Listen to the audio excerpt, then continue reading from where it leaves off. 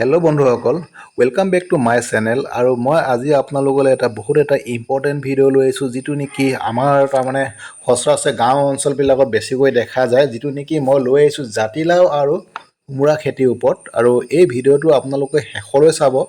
আৰু যিসকলে নেকি জাতিলাও খেতি কৰিব বিচাৰে তেওঁলোকেতো এই ভিডিঅ'টো চাবই লাগে। একচুৱেলি সাধাৰণতে আমাৰ অঞ্চলত বহুত দূৰৰ পৰা ছাপ্লাইবিলাক আহে, ওচৰত প্ৰায় নকৰে। যিবিলাক নেকি জাতিলাও আৰু কোমোৰা আগতীয়াকৈ বা অলপমান তাৰমানে আন ছিজনত আহে আমাৰ এইফালে ছাপ্লাই, একদম তাৰমানে মেক্সিমাম বাহিৰৰ পৰা আহে। সেই গতিকে কৈছোঁ এই ভিডিঅ'টো আপোনালোকে চাব। আৰু চাই পেলাই মইনো কি ক'ম, আপোনালোকে চাই পেলাই স্ক্ৰীনশ্বট মাৰি ল'ব আপোনালোকে ভিডিঅ'টো ৰখাই পেলাই, আৰু গোটেইখিনি আপোনালোকে জানিব পাৰিব। আৰু সুবিধাৰ্থৰে ইয়াত গোটেইখিনি দি দিছে, কেনেকুৱা বীজ বাছনি আপোনালোকে চাবলৈ পাইছে নহয়, কি সুন্দৰভাৱে দি দিছে তেখেতলোকে। আৰু আপোনালোকে জাষ্ট এইখিনি স্ক্ৰীনশ্বট মাৰি ল'ব, পঢ়ি ল'ব, আৰু সেইমতে আপোনালোকে অনুসৰণ কৰিব। তেতিয়া আপোনালোকে সঠিকভাৱে ছাকচেছ হ'ব।